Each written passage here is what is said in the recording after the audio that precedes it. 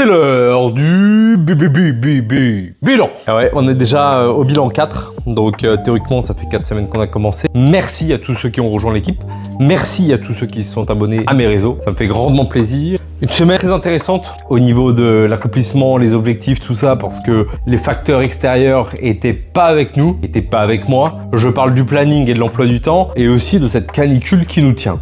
Que je me suis rendu compte que le contenu informatif, pédagogique, comme je faisais, n'était pas le contenu qui était le plus favorable à créer une communauté. J'explique. 3 réseaux sur lesquels je poste, Instagram, TikTok et YouTube, sont très différents au niveau de l'interaction, de l'engagement des gens. Sur YouTube, les gens veulent voir du contenu plus long, plus instructif, plus informatif.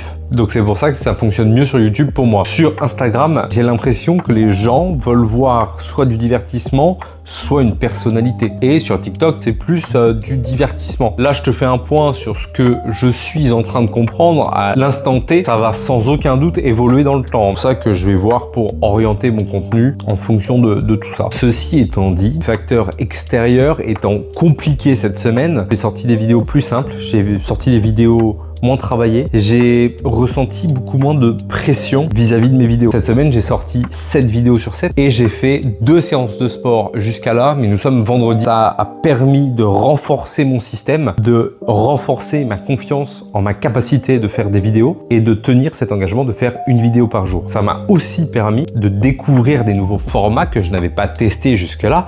Par exemple, à Bordeaux, parler dans la rue devant la gare, sous la chaleur, et faire des vidéos comme ça, ça me permet de me sentir plus à l'aise devant la caméra. Et c'est quelque chose que j'ai envie de creuser dans les prochaines semaines. Les 2 vidéos qui m'ont demandé le moins de temps de production, d'écriture et de montage, c'est les 2 vidéos qui ont le plus fonctionné sur Instagram. C'était le jour 27, le bilan 3. Abonne-toi si tu as envie de suivre mon parcours sur cette nouvelle aventure qu'est les réseaux sociaux. Et surtout, on se retrouve demain. Ciao!